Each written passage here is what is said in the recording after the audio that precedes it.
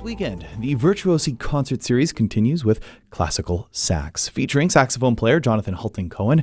Opening the show is virtuosi young artist Ray Guerard, who has joined me in the Classic 107 studio this morning. Hello, Ray. Good morning. Thanks for having me. Well, thanks for being here this 8 o'clock hour. I was reading your bio, and I figured I'd start here. You note that you've been fascinated by all aspects of music since childhood. What are your earliest musical memories? Well, I began when I was 5 years old, so 13 years ago now, with the Music for Young Children program. And early on, they expose you to the theoretical aspects of music as well as the performance and practical aspects. So that was a great foundation for continuing and being able to sort of embrace all of the ideas around music, not only just the performance part of it, but also like an understanding the history and understanding all of the other aspects, like how it all works. And yeah, trying to make sense of it all, because there's a lot that goes into music. Was it that time then when you were 5 that you started playing the piano as well? Yes. Ah, nice.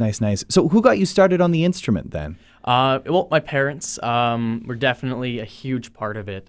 It's the support at the beginning that really helps to develop you later. Yeah. I found that for the first 5 years or so of music, it's all about how committed your parents are, and how committed your teacher is to sort of helping them. And it's all around like the practice habits, and then from then on you get to develop your own habits and figure it out yourself, and then that's where it all grows from there. Yeah, so one of the cool things, and I'm sure there are many about being a young performer today, is that YouTube has been around for a good portion of your life, and you've had a YouTube channel that goes back a long time. I was looking at it. There's videos from like 8 years ago. There's a very little you sitting at the piano. Do you ever watch those videos from back in the day? Once in a while, maybe once or twice, like a year. Yeah.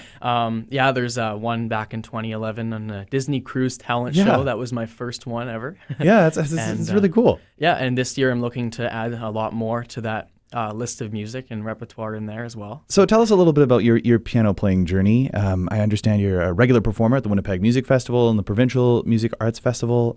It's gone rather well, I take it? Yeah, it's gone fairly well, yeah. I've become first place and runner-up a fair few times. There's every year I'm looking to join at least 2 classes. This upcoming year I'm taking 5. Wow. And a lot of high placements in the festival, and I'm working on some scholarships as well that I'm trying to earn, and other various performance opportunities, such as in level 7, so this was about 5 years ago, I entered a contest for, it was called, what was it called? It was a North America-wide contest, and the level 7 piece was called Rock Zone. And I was named the top of all North America for this piece, and I was very honored for this to happen. And that was one of my greatest achievements.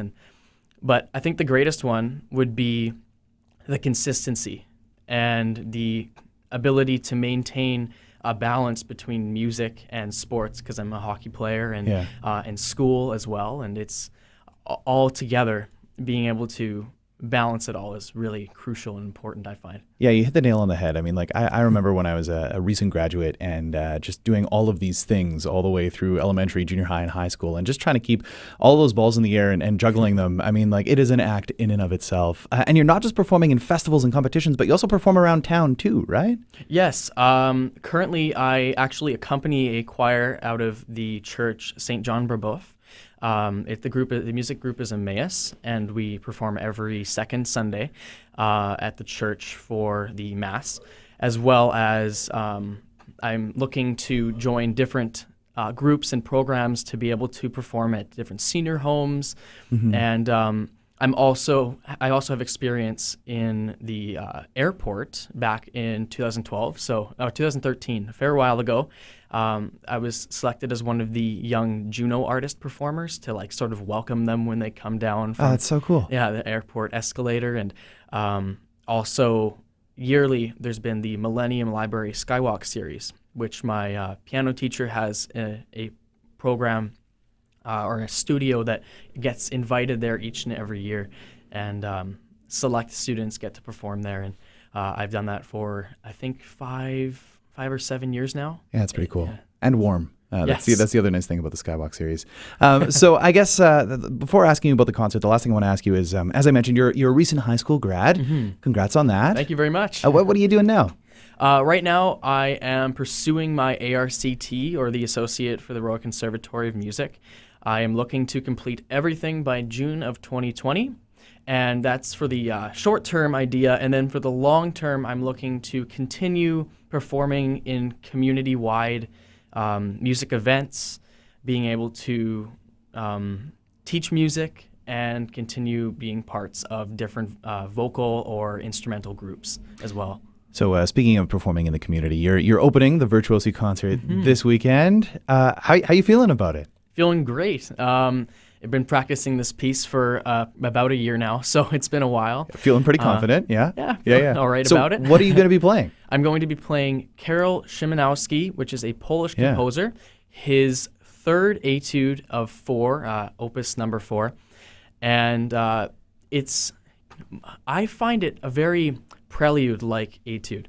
It's not your generic or your average technique or large scale hand stretching work, or it's not like a typical where Czerny etude or something like that. Yeah, exactly. Yeah. So it's more of like a melodic, large scale piece. It's about 6 minutes long, and I'm very excited to perform that this weekend. That sounds like a great showpiece. I guess the last thing I want to ask you is, what does it mean to be a virtuosi young artist to you? Oh, it is incredible. And last year I auditioned and didn't quite make it, in this year to actually be selected. Oh, it's an honor, and I'm humbled. It's fantastic.